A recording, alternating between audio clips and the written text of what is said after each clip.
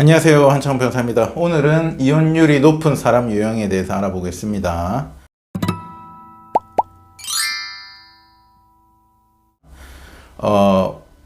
지금 제가 말씀드릴 두 가지 사람 유형을 말씀드릴 텐데, 근데 제가 조금 우려스러운 거는 성과 악의 문제가 아니다, 나쁘다의 문제가 전혀 아니다, 그냥 이제 위험하다의 문제입니다. 좀 위험성이 있다, 내가 이렇게 생각을 하면 이혼할 확률이 조금 높아진다, 이런 정도로 생각하셔야 됩니다. 아시겠죠? 제가 예를 들어서 지금 말씀드린 개념은, 동업을 우리가 동업하지 마라 하잖아. 동업하지 마라 하잖아요. 그런 느낌이에요. 예. 동업을 하지 마라 하는 건 어떤 거예요? 동업을 하면은 문제가 발생될 위험이 높기 때문에 우리가 하지 마라 하는 거죠. 그렇다고 동업을 한 사람이 나쁜 사람이냐? 그건 아니죠. 그 다음에 동업을 했다고 그럼 다 문제가 생기느냐? 그것도 아닙니다. 아시겠죠? 그냥 이런 느낌이다. 동업을 하지 마라 하는 것처럼 일반적으로 이혼율이 높은 두 가지 사람 유형에 대해서 오늘 말씀드리겠습니다.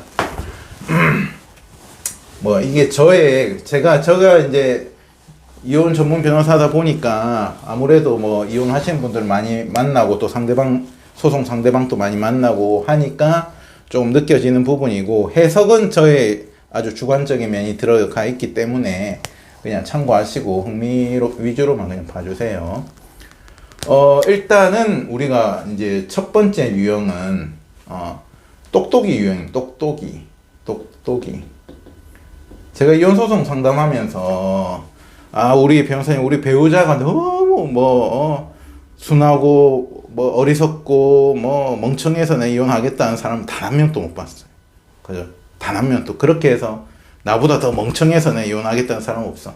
나보다 너무 똑똑하고 어쩌고 저쩌고 하기 때문에 내 이혼하겠다 한다. 똑똑이 유형입니다.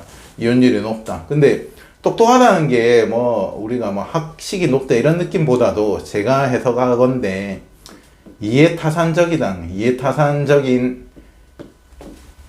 면이 강한 사람이죠. 그죠? 우리가 그냥 우리 드라마나 이런 표현할 때 사랑의 바보라고 하지, 그죠? 사랑의 천재라고 하는 거 본 적 있어요? 사랑의 천재는 없어요. 사랑의 바보는 있죠. 그러면은 우리가 이해타산적인 면을 보자고요. 그러면 이해타산적인 면이 강한 사람이 있겠죠. 수치가 강한 사람. 반대로 가면 어떻게 돼요? 반대로 가면은 이타심이 강하다. 그냥 내가 좀 손해보더라도 내주는 편인 성향이 있고, 그죠? 내 계산 다 따져가지고 플러스 마이너스 다 따지는 스타일들이 있죠. 그리고 사람이라는 게 딱 극단적으로 이해타산적이다, 수치가 100이다 이렇고 이타심이 100이다 수치가, 이게 아니고, 그죠? 이게 아니고 보통 이 중간에 있거나 여기 있거나 사람 성향은 이 중간에서 왔다 갔다 하는 경우가 많겠죠. 하지만 이쪽으로 갈수록 이해타산적인 면이 내가 강하다, 성향이 있잖아요. 그럴수록 이혼율은 높다는 거예요. 이 사람이 이해타산이 강하다고 그 사람이 나쁜 사람은 아니에요. 하지만은 이혼할 확률이 높다. 이혼율이 높다. 왜 이혼율이 높냐? 지금 방금 처음에 제가 말씀드린 거예요. 이해타산적인 면이 강하면 어떻게 돼요? 동업 같은 거예요. 동업. 그죠? 동업 같은 거. 내가 이만큼 했으니까 너도 이만큼 해야 돼. 너가 이만큼 했으니까 나도 이만큼 해야 돼. 내가 이만큼 들고 왔으니까 너도 이만큼 들고 왔어. 내가 이만큼 잘났으니까 네가 이만큼 해줘야 돼. 그죠? 이렇게 동업적인 면이 생기는 거죠. 이게 딱 극단적으로 표현하자면 그렇습니다. 그러면 아까 제가 처음에 제가 한 말도 아니고, 그죠? 우리가 사회적으로 동업하지 마라 이러잖아. 동업을 하지 말라라고 막 우리가 하는 이유가 뭐예요? 동업이라는 거 각자의 계산대로 가는 거란 말이에요. 내 생각에는 이게 5대5로 공평한 것 같은데, 그건 만구 내 생각이죠. 내가 유리할 대로 계산해서 5대5인 거예요. 엄밀히 따지면. 왜냐면 이건 주관적이란 말이에요. 상대방 입장에서는 어때요? 상대방 입장에서는 또 자기가 손해봤다고 생각해요. 서로 이해타산적인 두 사람이 만났다. 그러면은 거의 동업을 한 느낌이란 말이에요. 그죠? A와 B가 결혼했는데 A와 B가 전부 다 이해타산적인 명이 강하다. 그럼 어때요? 거의 동업 수준으로 깨질 위험률이 높다. 아시겠죠? 근데 B는 이해타산적인 면이 강한데 A는 또 내주는 면이 강하다, 이타심이 강하다. 그러면은 꼭 이혼을 한다, 이혼율이 높다고 보기는 어려워요. 왜냐면 이 사람이 A가 내주고 이 사람은 자기 계산해가지고 다 취하는 면이 생기겠지만 어때요? 그냥 서로가 그냥 이게 유지될 수도 있는 거예요. 근데 이런 경우가 이제 황혼 이혼이 많다. 황혼 이혼이. 그죠? 이 많은 이유가 뭐냐면 A가 참다가 터진단 말이에요. 터졌을 때 A가 나 변호사님 우리 배우자 이렇다 저렇다. 예를 들어서 이런 경우가 뭐가 있냐면은 B가 능력은 좋아요. 능력은 좋아서 젊었을 때는 돈도 잘 벌고 한단 말이야. 근데 A가 가만히 내가 살아보니까 수십 년을 살았는데도 B는 재산 하나 A 명의로 하나도 안 해줘. 전부 다 자기 명의로 다 하고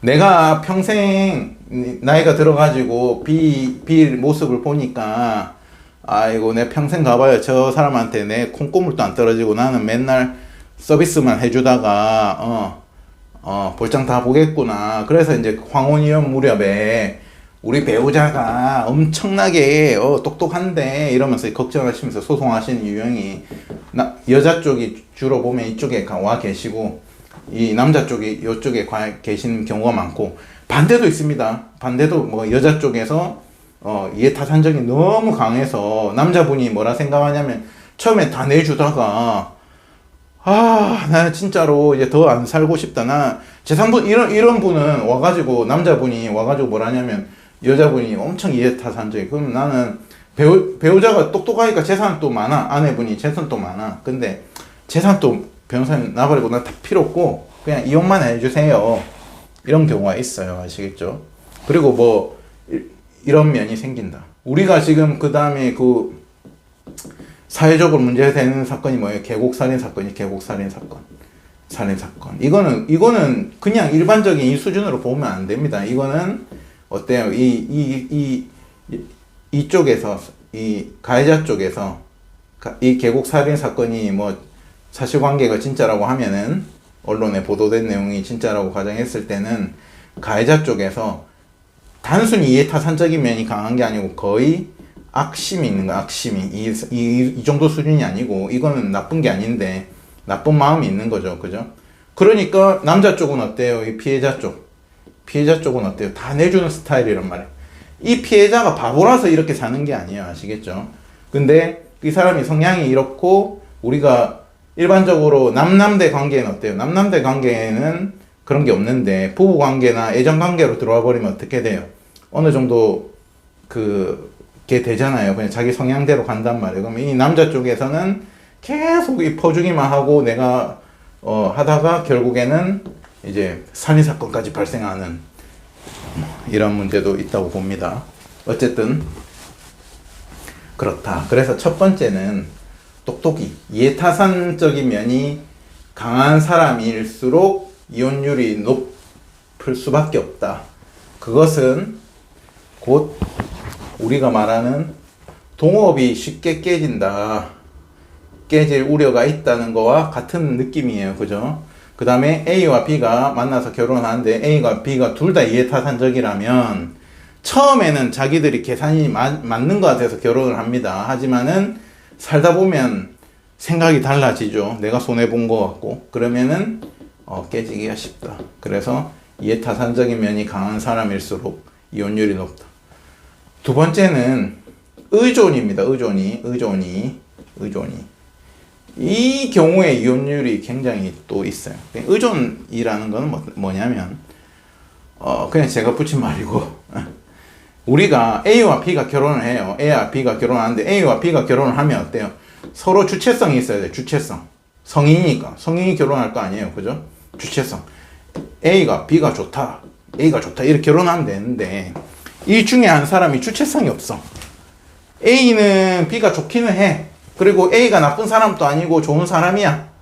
B는 뭣도 모르고 A의 좋은 면만 보고 결혼을 한단 말이에요. 근데 A는 사실 주체성이 없는 의존이었어. 의존이. 그러면 우리가 일명 남자 같은 경우에 뭐라고 말해요? 마마보이 뭐 이렇게 표현하잖아요. 마마보이 같다. 그 다음에 여자 같은 경우에는 뭐예요? 헬리콥터맘을 달고 있는 거죠. 헬리콥터맘을. 곱터맘. 장모가 거의 뭐 헬리콥터맘이다 이 말이에요. 맘 달고 모든 것. 이런 경우가 많아요. 그래서 근데 이 사람들이 마마보이나 헬리콥터맘의 자녀들이 자기들도 이런 면이 배우자 보기 안 좋다는 걸 아니까 결혼 전에 약간 이런 면을 감춘단 말이에요. 그죠? 살짝 이걸 안 드러낸단 말이에요. 성향을. 근데 결혼을 하고 나면 결혼을 하고 할 때쯤에는 이게 드러난단 말이에요. 드러난다.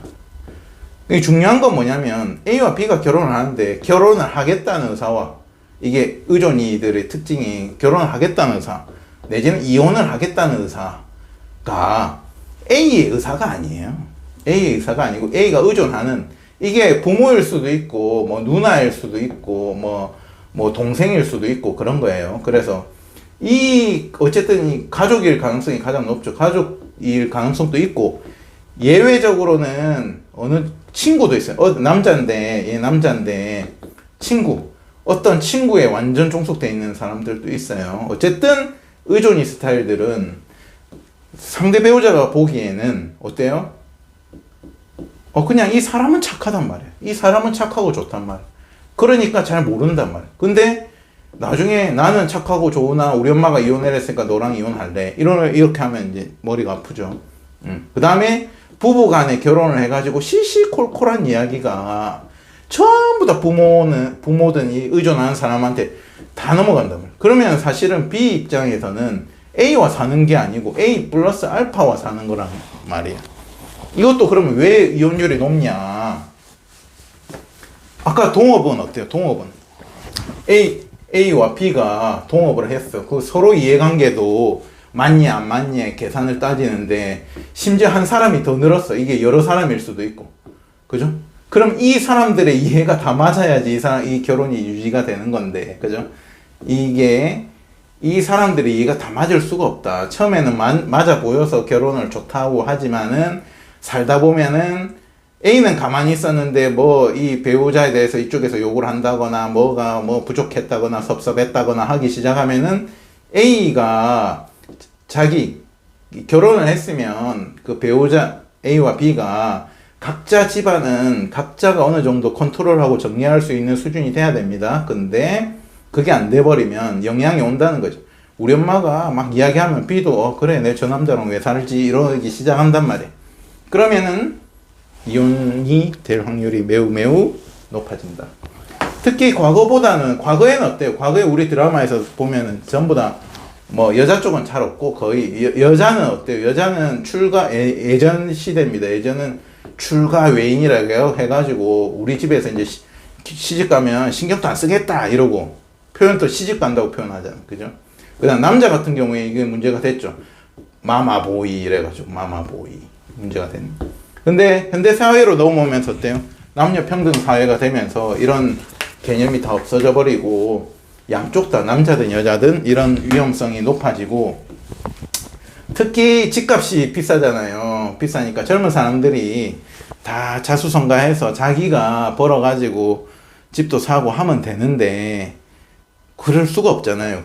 보통 대부분의 경우에. 그럼 결혼할 때 양가 쪽에 도움을 받게 돼 있단 말이에요. A와 B가. 근데 이 사람들이 주체성이 결혼을 하고 내가 성이니까 내가 각자 알아서 하겠다는 주체성이 강하면은 모르겠는데 또 돈은 받았는데 부모로부터 돈은 받았는데 어떻게 또 영향은 안 받아요. 세상에 공짜가 어디 있어.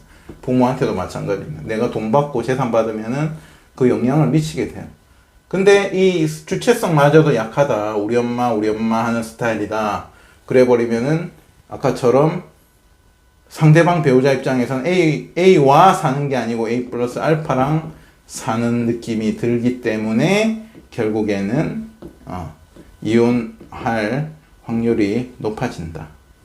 근데 이게 꼭 그런 건 아니고 결국에는 내가 만약에 A가 의존형 스타일이고 이게 예를 들어서 부자일 수도 있잖아. 부잣집에 내가 결혼을 하는데 그게 여자일 수도 있고 남자일 수도 있지만 그러면 대부분은 돈도 많이 주고 영향도 많이 끼친단 말이야. 그걸 다 알고도 내가 뭐 저 집안이 내 부자니까 맞춰 살겠다고 잘 살 수도 있습니다. 아시겠죠? 근데 일반적으로는 이렇게 해가지고 결혼을 할 때 최소한 알고는 있어야 된다는 거예요. 이 우리 배우자가 성향이 착하고 순하고 좋은데 이 사람이 좀 의존인데 누구한테 의존하는 거구나. 그걸 내가 알고서 결혼하면 어느 정도 감내가 되는데, 그죠? 이걸 모르고서 결혼해버리면은 너무 놀라게 되는 거예요. 그래가지고 이혼을 하시는 경우가 많다. 오늘은 이혼율이 높은 사람 유형에 대해서 알아봤습니다. 이상입니다. 감사합니다.